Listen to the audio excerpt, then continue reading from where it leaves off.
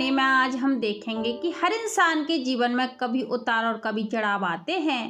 उसी तरह दयाराम सेठ जी किसी जमाने में बहुत अमीर हुआ करता था और वह खूब दान धर्म और पुण्य भी किया करता था।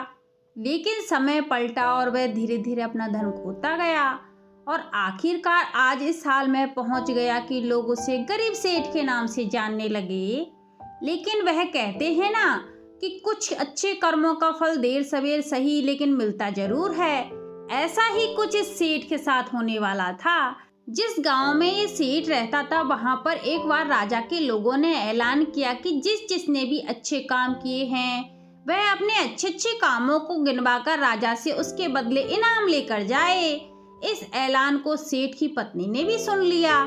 सेठ की पत्नी बहुत खुश हो गई क्योंकि वह जानती थी कि अपने अच्छे दिनों में सेठ ने अनगिनत पुण्य के काम किए हैं। यह बात जब सेठ की पत्नी ने सेठ को बताई तो वह भी बहुत खुश हो गया और बोला, अगर ऐसा है तो फिर हमें भी बहुत बड़ा इनाम मिलना चाहिए क्योंकि हमारे अच्छे कर्मों की सूची तो बहुत बड़ी है।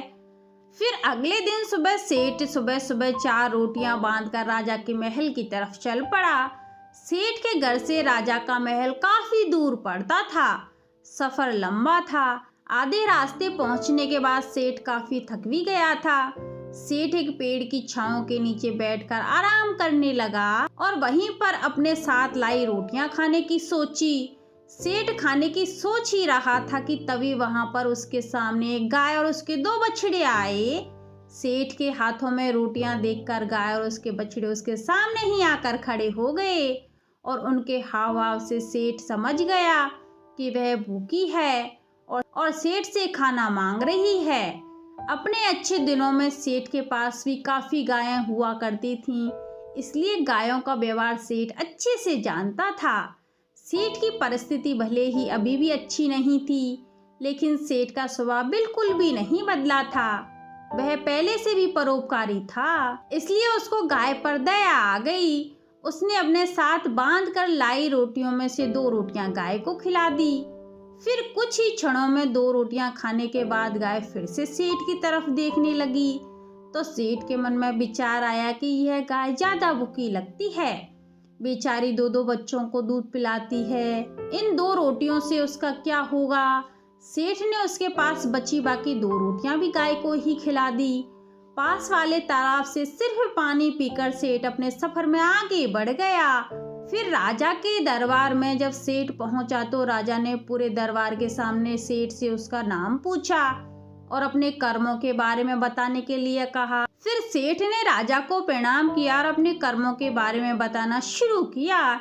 सेठ ने कहा, महाराज, मैंने कई भूखों को खाना खिलाया है, कई मंदिरों में दान दिया है, कई निराश्रित लोगों को आश्रय भी दिया है, कई तीर्थ स्थलों की यात्रा भी की है, सैकड़ों साधु संतों की सेवा की है मैंने। और ऐसे ही दर्जनों काम बताने के बाद सेठ बोला, महाराज, यह मेरे कई सारे कर्मों में से कुछ अच्छे कर्म हैं, इनके बदले आप जो भी कुछ इनाम देना चाहते हैं वह दे दीजिए। थोड़ी देर सोचने के बाद राजा बोले, अगर तुम्हारे कुछ और अच्छे कर्म हैं तो बताओ, क्योंकि अब तक तुमने जो भी मुझे बताए हैं उन्हें मैं अच्छे कर्म की श्रेणी में नहीं गिनता।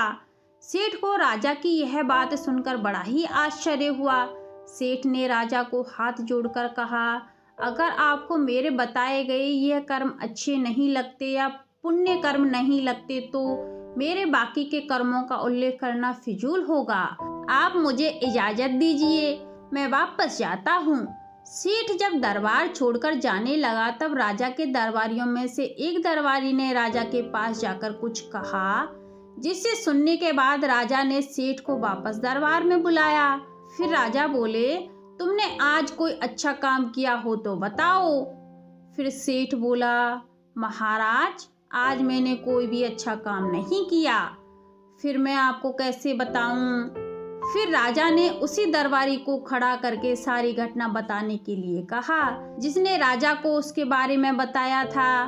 दरबारी खड़ा हुआ और बोला, महाराज, जैसे कि मैंने आपको बताया, मैं उसी गांव में रहता हूँ जहाँ पर ये सेठ आराम करने बैठे थे और मैंने वहाँ देखा कि कैसे इन्होंने अपना सारा खाना एक पास आई हुई गाय को खिला दिया और खुद बिना खाए सिर्फ पानी पीकर भूखे रहे। सेठ को पता चला कि राजा किस बारे में बात कर रहे हैं, तो सेठ ने राजा से कहा, महाराज, किसी जानवर को खाना खिलाना कोई पुण्य का कार्य नहीं है और इस बात को मैंने कब का ही भुला दिया था।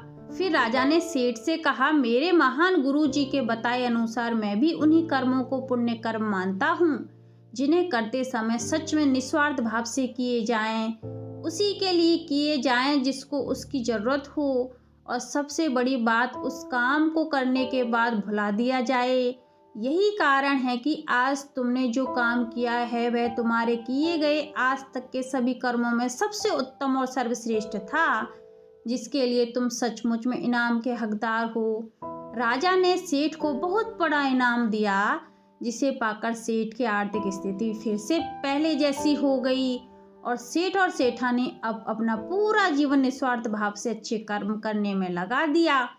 तो दोस्तों, कहते हैं कि दान, धर्म और अच्छे कर्म एक हाथ से करो तो दूसरे हाथ को पता भी नहीं चलना चाहिए, लेकिन आजकल होता कुछ विपरीत ही है। आजकल लोग सिर्फ दिखावे के लिए दूसरों की मदद करते हैं। तो आज के लिए इतना ही, बस आगे मिलते कोई नई कहानी के साथ।